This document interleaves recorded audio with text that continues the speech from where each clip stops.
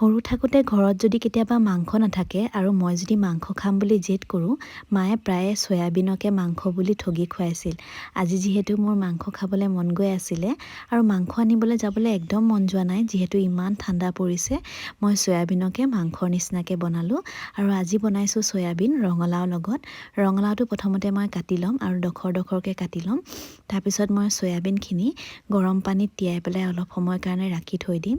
এতিয়া এখন কেৰাহীত মই ইয়াতে মিঠাতেল দিছোঁ, আপোনালোকে ৰিফাইন তেলো দিব পাৰে। আৰু তাৰপিছত মই ৰঙালাও কিডোখৰ ফ্ৰাই কৰি ল'ম। ফ্ৰাই কৰিলে যোনটো গ্ৰেভি হয় সেইটো খাই বিৰাটেই ভাল লাগে। আপোনালোকে ফ্ৰাই নকৰাকৈও বনাব পাৰে, কিন্তু মোৰ যিহেতু ফ্ৰাই কৰি বনালে বেছি ভাল লাগে কাৰণে মই ফ্ৰাই কৰিছোঁ। অকণমান তেল বেছি লাগে এইখন ৰেচিপিত, কিন্তু খাবলৈ বহুত সোৱাদ হয়। আৰু এতিয়া মই আলুকিডোখৰো ফ্ৰাই কৰি ল'ম। আলুকিডোখৰ ফ্ৰাই হৈ যোৱাৰ পাছত আলুকিডোখৰ এনেকৈ উলিয়াই লৈছোঁ। তাৰপিছত মই চয়াবিনখিনিও শেষত ফ্ৰাই কৰি ল'ম। অকণমান নিমখ আৰু হালধি দি দিম, তেতিয়া নিমখটো সোমাব চয়াবিনত। নিমখ আৰু হালধি দি পেলাই ফ্ৰাই কৰি এইখিনিও এক্সট্ৰাকৈ উলিয়াই পেলাই থৈ দিম। এতিয়া একেখন কেৰাহীতে মই তেল দিছোঁ। ইয়াতে মই সৰিয়হ ফোৰণ দিছোঁ আৰু শুকান জলকীয়া আৰু তেজপাত দি পেলাই অলপ এনেকৈ লৰাই দিছোঁ। এতিয়া পিঁয়াজখিনি দি দিম, অলপ সময় এনেকৈ ভাজি থাকিম। যেতিয়া ৰঙচুৱা হৈ আহিব, ইয়াতে মই নিমখ আৰু হালধি সোৱাদ অনুসৰি দি দিম। এইখিনিও অলপ সময় ভাজি থাকিম। তাৰপিছত ইয়াতে মই আদা ৰচুন খুন্দি ৰাখিছিলোঁ, সেইখিনিও আপোনালোকে পিচিও ল'ব পাৰে।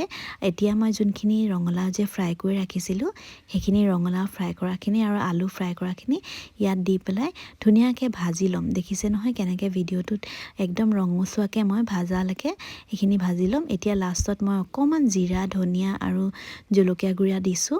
আপোনালোকে যদি মছলা বেয়া পায় তেনেহ'লে জিৰা গুড়িও দিলেও হ'ব।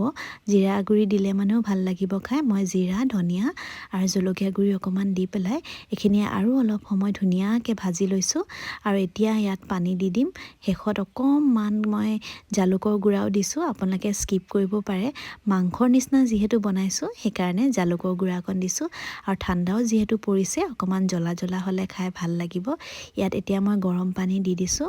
আৰু গৰম পানী দিয়াৰ পিছত যেতিয়া উতল আহি যাব, তেতিয়া ৰেচিপিকণ একদম ৰেডি হৈ যাব।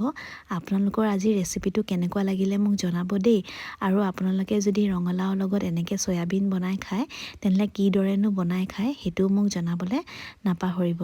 আজি যদি ভিডিঅ'টো ভাল লাগিছে তেনেহ'লে লাইক কৰিব, শ্বেয়াৰ কৰিব, আৰু মই আশা কৰোঁ যে মোৰ চেনেলটো আপোনালোকে ছাবস্ক্ৰাইব কৰি যাব।